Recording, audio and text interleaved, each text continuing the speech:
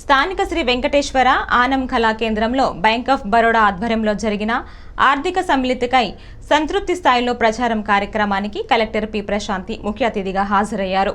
Bank సేవలు ప్రతి పౌరుడికి చేరేలా చూడటం ద్వారా ఆర్థిక సమ్మిళతను సాధించవచ్చని అన్నారు. ఆమె మాట్లాడుతూ గతంలో మనం అక్షరాస్యత గురించి మాట్లాడేవారమని, కానీ నేడు ఆర్థిక అక్షరాస్యత, భౌతిక అక్షరాస్యత గురించి చర్చించాలన్నారు. బ్యాంకు ఖాతాను తెరవటం, దానిని కాలానుగుణంగా అప్డేట్ చేయటం, సురక్షితంగా ఖాతాను నిర్వహించటం వంటివన్నీ ఆర్థిక అక్షరాస్యతలో భాగమన్నారు.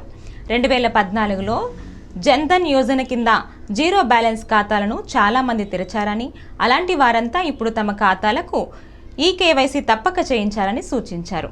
20 రూపాయలకే బీమా సదుపాయాన్ని పొందవచ్చని, దీని ద్వారా కష్టకాలంలో 2 లక్షల వరకు సాయం అందుతుందన్నారు.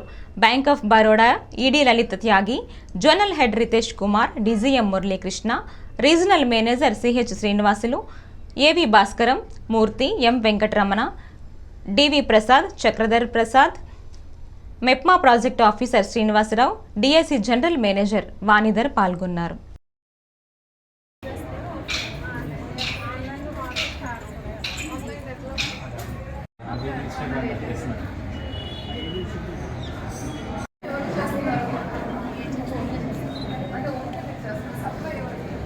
బదులు చేయడం వల్ల భద్రత, రక్షణ, వడ్డీ వస్తుంది. అదో ₹1,00,000 వేసుకో, మొత్తం ఎంత అయింది? 9 లక్షలు అయింది. అప్పుడు మేము చేస్తాం,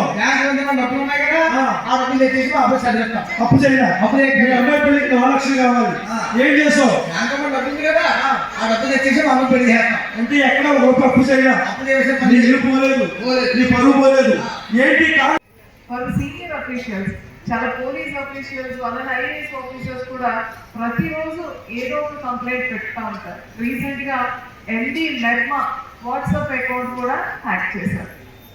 సో మనం ఎంత అభివృద్ధి చెందుతూ ఉంటే అంతే వేగంతో మనకి సమస్యలు కూడా వస్తూ ఉంటాయి. ఆ సమస్యల్ని కౌంటర్ చేసుకునే నాలెడ్జ్ అనేది మనకి ఖచ్చితంగా ఉండాలి.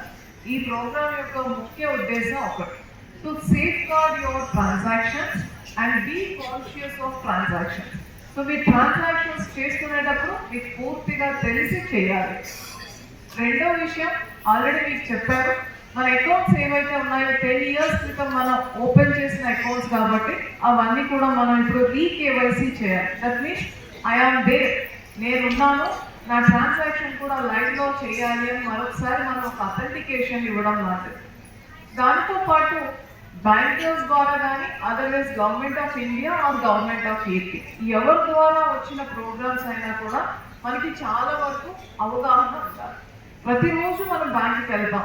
బ్యాంకుకి వెళ్ళినప్పుడు మన దృష్టి ఆ బ్యాంక్ మేనేజర్తో మాట్లాడడం, మీ లోన్ అప్లికేషన్ ఇవ్వడం, ఎంసీపీ చూసాక మనం ఏదైతే మనం ప్రపోజల్స్ ఇస్తామో అది కన్సల్ట్ ఇచ్చినంత వరకే మన కాన్సన్ట్రేషన్ ఉంటుంది.